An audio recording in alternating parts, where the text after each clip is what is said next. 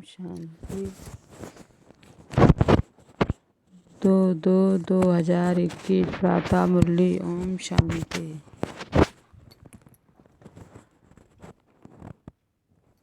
मीठे बच्चे, खुदा तुम्हारा दोस्त है, रावण दुश्मन है। इसलिए तुम खुदा को प्यार करते हो और रात रावण को जलाते हो। प्रश्न है, किन बच्चों को अनेकों की आशीर्वाद स्वतः मिलती जाती है?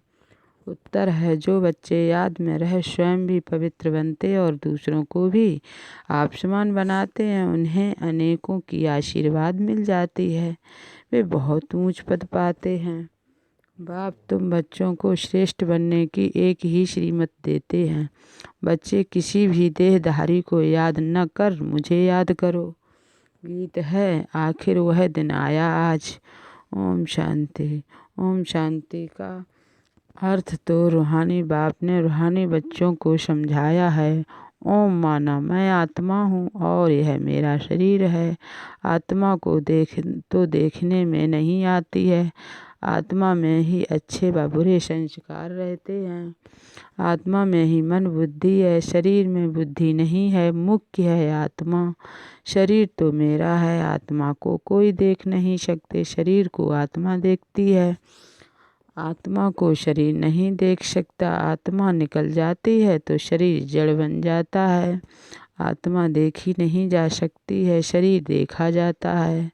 वैसे ही आत्मा का जो बाप है, जिसको ओ गॉड फादर कहते हैं, वह भी देखने में नहीं आते हैं। उनको समझा जाता है, जाना जाता है। हम आत्माएं सब ब्रदर्स हैं। शरीर में आते हैं तो कहेंगे यह भाई भाई है, यह बहन भाई है। आत्माएं तो सब भाई भाई ही हैं। आत्माओं का बाप है परमपिता परमात्मा। जिस्मानी भाई बहन एक दो को देख सकते हैं।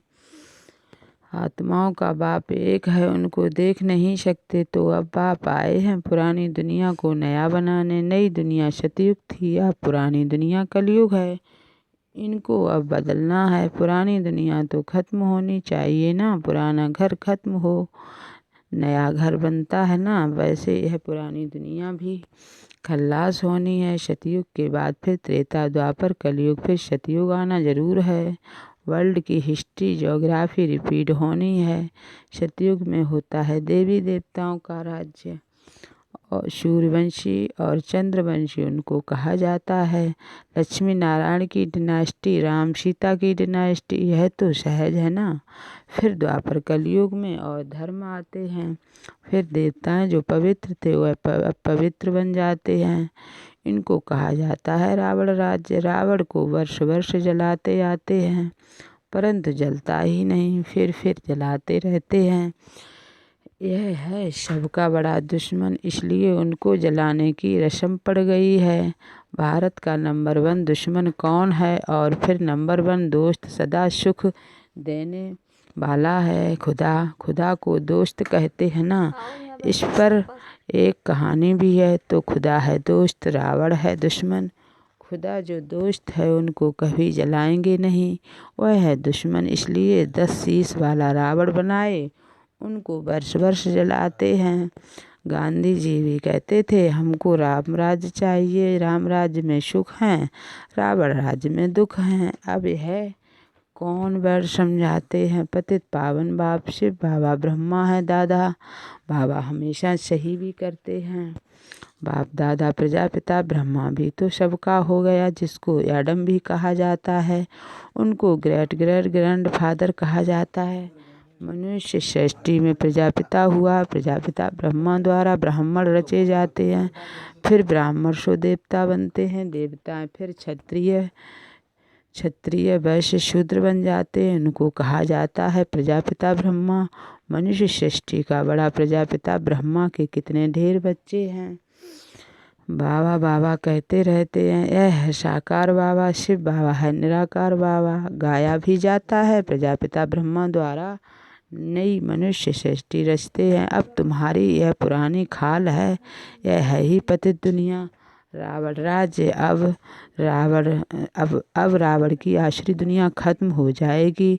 उसके लिए ही यह महाभारत लड़ाई है। फिर सतयुग में इस रावण दुश्मन को नहीं जलाएंगे ही नहीं, रावण होगा ही नहीं। रावण ने ही खुद की दुनिया बनाई है। ऐसे नहीं जिनके पास पैसे बहुत हैं, बड़े बड़े महल हैं, वह स्वर्ग में हैं। बाप समझाते हैं भल किसके पास करोड़ है, परंतु यह तो सब मिट्टी में मिल जाने वाले हैं। नई दुनिया में फिर नई खानियाँ निकलती हैं, जिससे नई दुनिया के महल आदि सारे बनाए जाते हैं। यह पुरानी दुनिया अब खत्म होनी है। मनुष्य भक्ति करते ही हैं सदगति के लिए। हमको पावन बनाओ। हम विशिष्ट बन गए हैं। विशिष्ट को पतित कहा जाता है। सतयुग में है ही वासलेश संपूर्ण निर्विकारी है। वहाँ बच्चे योग बल से पैदा होते हैं। विकार वहाँ होता ही नहीं है। न देह अभिमान, न काम क्रोध, 5 विकार होते नहीं। इसलिए वहाँ कभी रावण को जलाते ही नहीं।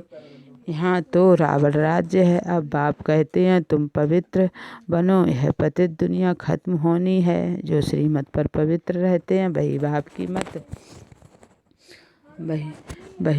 की मत पर चल विश्व की बादशाही का वर्षा पाते हैं। लक्ष्मी नारायण का राज्य था ना, अभी तो रावण राज्य है जो खत्म होना है। सतयुगी राम राज्य स्थापन होना है।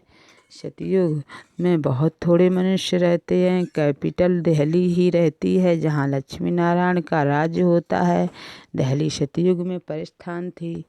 दिल्ली ही गद्दी थी। रावण राज्य में भी दिल्ली कैपिटल है। राम राज्य में भी दिल्ली कैपिटल रहती है, परंतु राम राज्य में तो हीरो जवाहरातों के महल थे, अथाह सुख था। अभी बाप कहते हैं तुमने विश्व का राज्य गंवाया है, मैं फिर तुमको देता हूँ। तुम मेरी मत पर चलो। श्रेष्ठ बनना है तो सिर्फ मुझे याद करो और किसी देहधारी को याद न करो। अपने को आत्मा समझ मुझ बाप को याद करो तो तमो प्रधान से सतो प्रधान बन जाएंगे। तुम मेरे पास चले आएंगे। मेरे गले की माला बनकर फिर विष्णु की माला बन जाएंगे। माला में ऊपर में मैं हूँ, फिर 2 हैं ब्रह्मा सरस्वती। वही सतयुग के महाराजा महारानी बनते हैं। उन्हों की फिर सारी माला है जो नंबरवार गद्दी पर बैठते हैं। मैं इस भारत को इन ब्रह्मा सरस्वती और ब्राह्मणों द्वारा स्वर्ग बनाता हूँ। जो मेहनत करते हैं उन्हों के ही फिर यादगार बनते हैं। वह है रुद्रमाला और यह है विष्णु की माला। रुद्रमाला है आत्माओं की और विष्णु की माला है मनुष्यों की। आत्माओं के रहने का स्थान वह निराकारी परमधाम है, जिसको ब्रह्मांड भी कहते हैं। आत्मा कोई अंडे मिसल नहीं है, आत्मा तो बिंदी मिसल है। हम सब आत्माएं वहाँ स्वीट होम में रहने वाली हैं। बाप के साथ हम आत्माएं रहती हैं। वह है मुक्ति धाम। मनुष्य सब चाहते हैं मुक्ति धाम में जाएं, परंतु वापस कोई एक भी जा नहीं सकते। सबको पाठ में आना ही है। तब तक बाप तुमको तैयार कराते रहते हैं।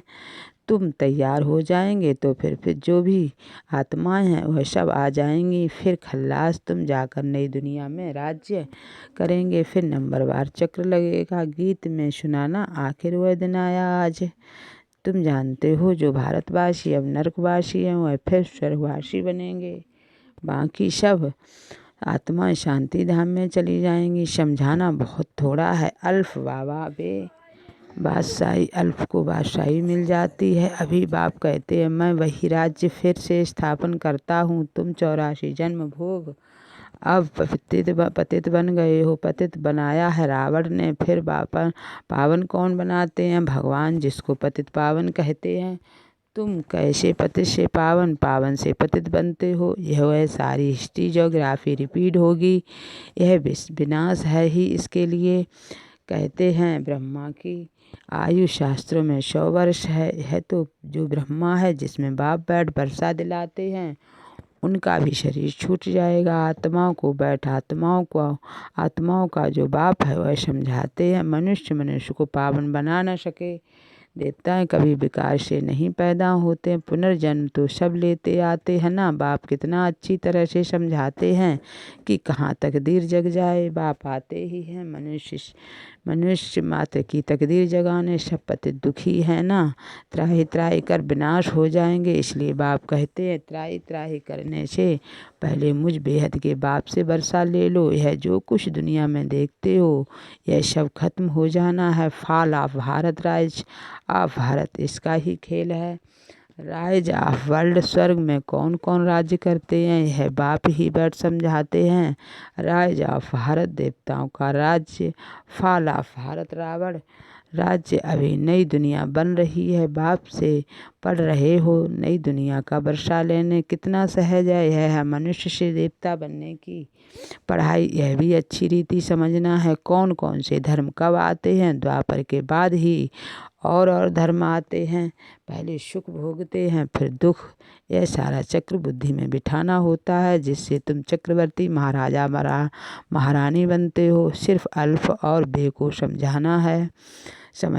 अब विनाश तो होना ही है। हंगामा इतना हो जाएगा जो विलायत से फिर आ भी नहीं सकेंगे। इसलिए बाप समझाते हैं भारत भूमि सबसे उत्तम है। ज़बरदस्त लड़ाई लगेगी फिर वहाँ ही रह जाएंगे। 5-60 लाख भी देंगे तो भी मुश्किल आ सकेंगे। भारत भूमि सबसे उत्तम है, जहाँ बाप आकर अवतार लेते हैं। शिव जयंती भी यहाँ मनाई जाती है। श्री कृष्ण का नाम डालने से सारी महिमा ही खत्म हो गई है। सर्व मनुष्य मात्र का लिबरेटर यहाँ ही आकर अवतार लेते हैं।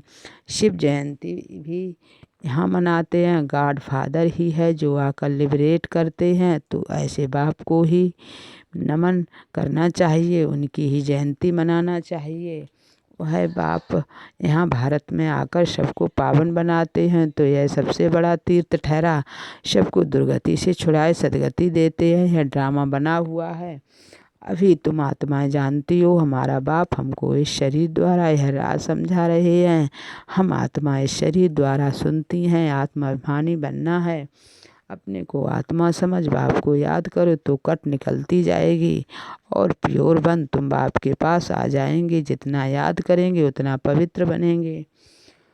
औरों को भी आप समान बनाएंगे तो बहुतों की आशीर्वाद मिलेगी, ऊंच पद पा लेंगे। इसलिए गाया जाता है सेकंड में जीवन मुक्ति। अच्छा मीठे मीठे शकील दे बच्चों प्रति माता पिता बाप दादा का याद प्यार और गुड मॉर्निंग। रूहानी बाप की रूहानी बच्चों को नमस्ते। हम रूहानी बच्चों की रूहानी बाप दादा को नमस्ते नमस्ते, गुड मॉर्निंग। शुक्रिया बाबा।